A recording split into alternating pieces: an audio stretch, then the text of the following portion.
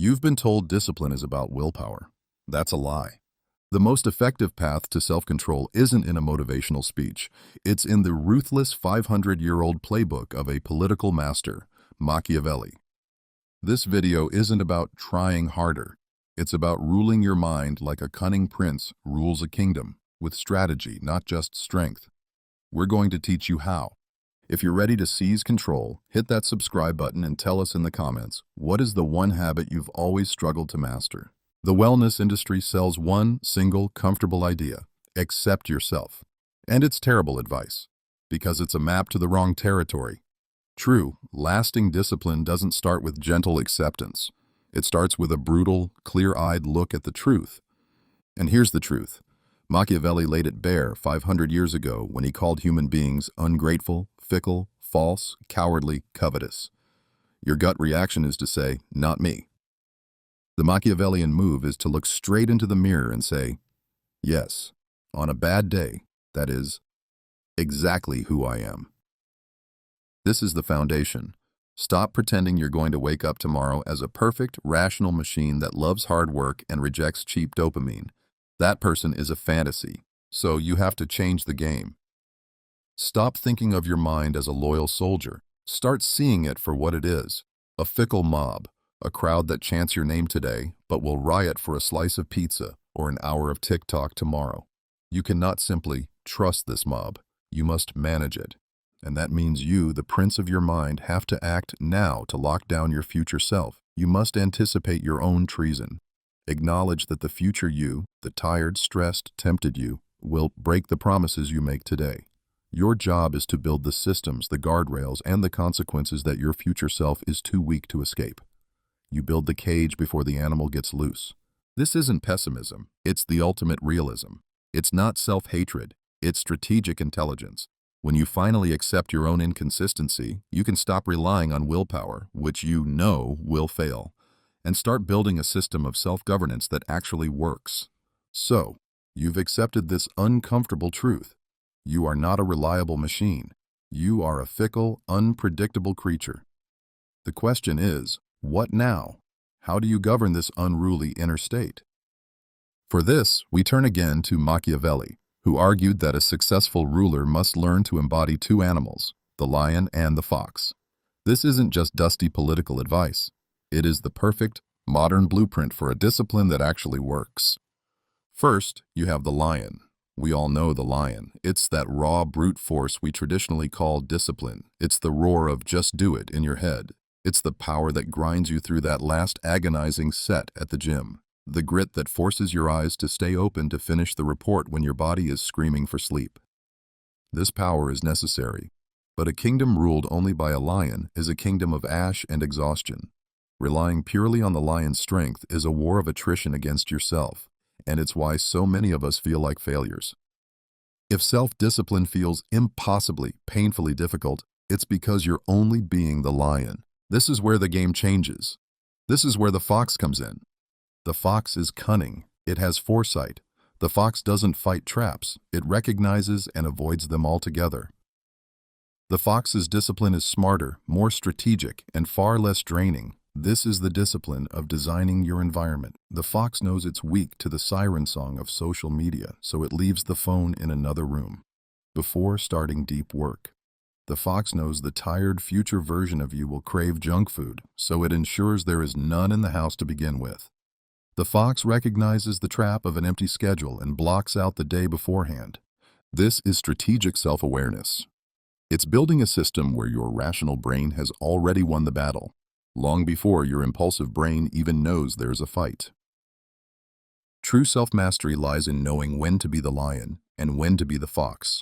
They are not opposites, they are partners. The fox clears the path, removing resistance and temptation whenever possible.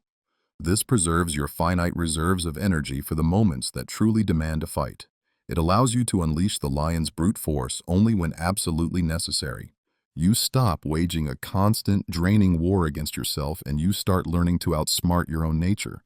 But this leads to a critical question. When that moment comes, when the fox's strategy is not enough and the lion must be unleashed, how should it strike? Machiavelli's answer to this is as brutal as it is brilliant. In politics, he gave a controversial instruction: if you must inflict injuries, inflict them all at once. A single decisive blow is forgotten more quickly than 1,000 small lingering cuts. This isn't a lesson in tyranny. It is a masterclass in the economy of pain, and for our purposes, an economy of discipline.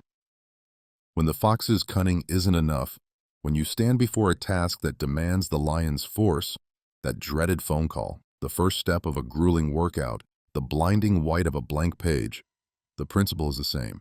Apply all force all at once. Think about it. What truly exhausts us is not the difficult thing itself. It's the hours, sometimes days, spent dreading it. It's the endless internal negotiation, the "I'll do it in 5 minutes," the "just after one more video." This is the death by 1,000 cuts. It's a low-grade fever of anxiety that infects your entire day, a constant draining civil war in your mind. This hesitation, this prolonged resistance, fatigues the prefrontal cortex, the very part of your brain you need for focus and control. You are literally draining your willpower battery before the battle has even begun. The Machiavellian path is to concentrate all of that disciplinary pain into a single, focused, and shockingly brief moment. Rip the Band-Aid off. Don't peel it slowly, agonizing over every hair. 1. Swift pull.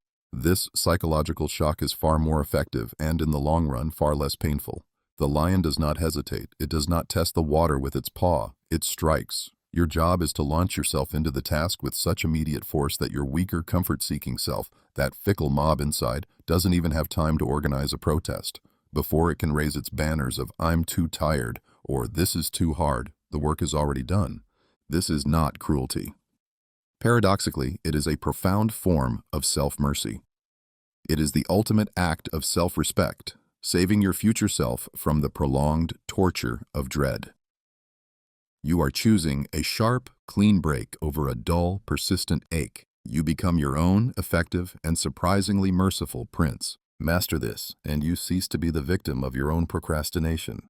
You execute the hard decisions with a speed that preempts rebellion.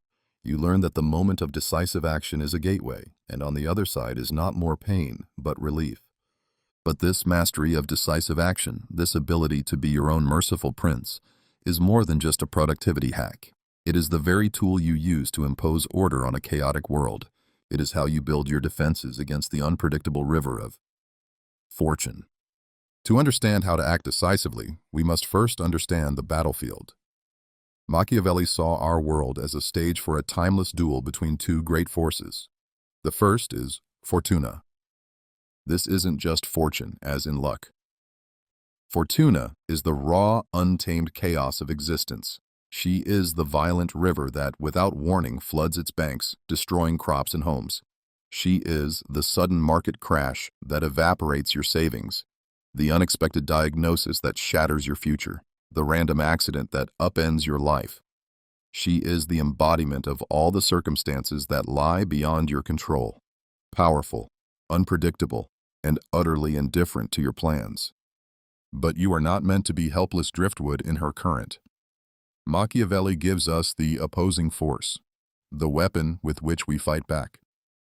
He called it Virtu. And let's be clear, this is not virtue in the sense of moral purity. Virtu is skill, prowess, strategic courage, and the sheer human will to impose order on the chaos. If Fortuna is the flooding river, Virtu is the engineering genius to build dams and levees. It is the foresight to dig new channels and the relentless labor to reinforce the walls. You don't try to stop the river. That's impossible. You learn to direct its flow. You harness its energy instead of being consumed by it. And this is where this grand battle becomes intensely personal. Self-discipline is the ultimate modern expression of virtu. That tiny, seemingly insignificant choice to hit the gym instead of the couch. That's not just about health. That is you, on the riverbank, laying another sandbag against the flood. Every time you act immediately on a task instead of placing it on the plate of your future self, you are digging a diversionary channel, protecting your future from drowning. Each choice to stick to your plan despite the pull of comfort is a concrete act of building your defenses against the chaos of Fortuna. Machiavelli, ever the realist, believed that Fortuna controls half of our actions, but that she leaves the other half, or nearly that, for us to govern. Stop and absorb the power of that idea. Your life is not a rigged game. It is a territory, and you have been given sovereignty over half of it. The tool of your rule is Virtu. Discipline, then, is elevated from a simple productivity hack to something far more profound. It becomes the fundamental human struggle to assert agency over fate. That constant nagging anxiety you feel when you avoid a task is the sensation of Fortuna's waters seeping through your defenses. Discipline is the hard, focused work of plugging the leak. It is the tool that transforms you from a passive victim of circumstance into the active architect of your destiny. You are seizing control of your half of the world. So, how do you rule your inner kingdom, starting today? The answer lies not in another fleeting burst of motivation, but in a code, a modern Machiavellian's code for self-governance.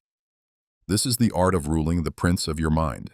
First, you become a ruthless realist. You accept the truth. Your mind is not a loyal soldier. It is a fickle mob. You don't trust it. You manage it. Second, you learn to be both the fox and the lion. You are the cunning fox, designing your kingdom to make virtue the path of least resistance, outsmarting your own weakness before it even stirs. This is not willpower. It is architecture. But when the moment for action arrives, you become the lion. You act swiftly, decisively, unleashing a concentrated burst of effort that overwhelms resistance before it has a chance to rally. You apply force with such speed that the indulgent, weaker part of you has no time to negotiate or complain. And finally, you understand the true nature of the battle. You see that every disciplined act, no matter how small, is a strategic victory. It is you, wielding your Virtu, seizing territory from the chaos of Fortuna. But a code is useless without a decree. A kingdom is nothing without a first act of rule. So how do you begin? Not with a grand gesture, but with a single, deliberate choice. Your first act of Virtu is this. Identify the one task you've been avoiding, the one that brings you that nagging anxiety, and do the first 2 minutes of it, just the first 2 minutes, right now. You don't have to finish it, you just have to start. That isn't just starting a task. That is you telling Fortuna who is in charge of this half of your world. You are laying the first stone of your empire. This is not a call to become a tyrant to yourself. It is a call to become a sovereign. It is the pragmatic, powerful, and timeless path to the self-command you have always sought. The principles have been laid bare. The question is no longer whether they work, but whether you have the courage to apply them. Your reign begins now. The first decree has been issued. Tell us in the comments, what was your first act of Virtu? What 2-minute battle did you just win?